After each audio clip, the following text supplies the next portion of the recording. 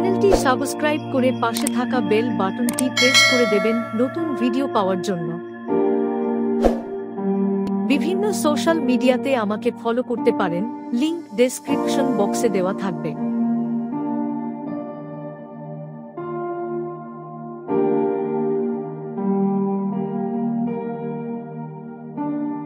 পানিপথের প্রথম যুদ্ধ 21শে এপ্রিল 1526 ভারতীয় ইতিহাসের অন্যতম গুরুত্বপূর্ণ যুদ্ধ। এটি মুঘল সম্রাট বাবর এবং দিল্লির সুলতান ইব্রাহিম লোদির মধ্যে সংঘটিত হয়েছিল। যুদ্ধের পটভূমি: ইব্রাহিম লোদির শাসন। ইব্রাহিম লোদি দিল্লির লোদি সাম্রাজ্যের শেষ শাসক ছিলেন। তার শাসন দুর্বল ও অত্যাচারী বলে পরিচিত ছিল, যা প্রজাদের অসন্তুষ্টি সৃষ্টি করেছিল। বাবরের আগমন: মুঘল সম্রাট বাবর তখন কাবুলের শাসক ছিলেন।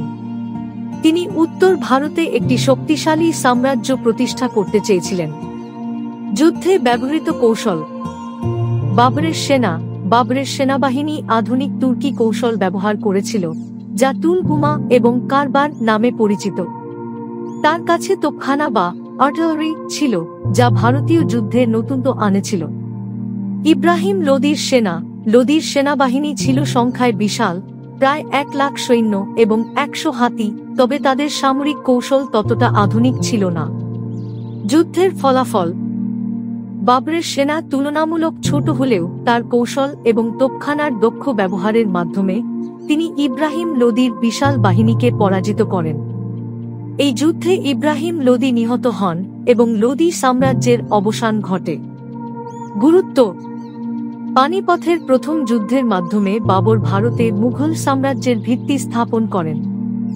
এটি ভারতে মুঘল সাম্রাজ্যের প্রতিষ্ঠার সূচনা হিসেবে বিবেচিত হয়। এই যুদ্ধ ভারতের ইতিহাসে সামরিক কৌশল ও অস্ত্রের ব্যবহারে একটি নতুন যুগের সূচনা করেছিল। ভিডিওটি ভালো লাগলে লাইক করে শেয়ার করে দেবেন।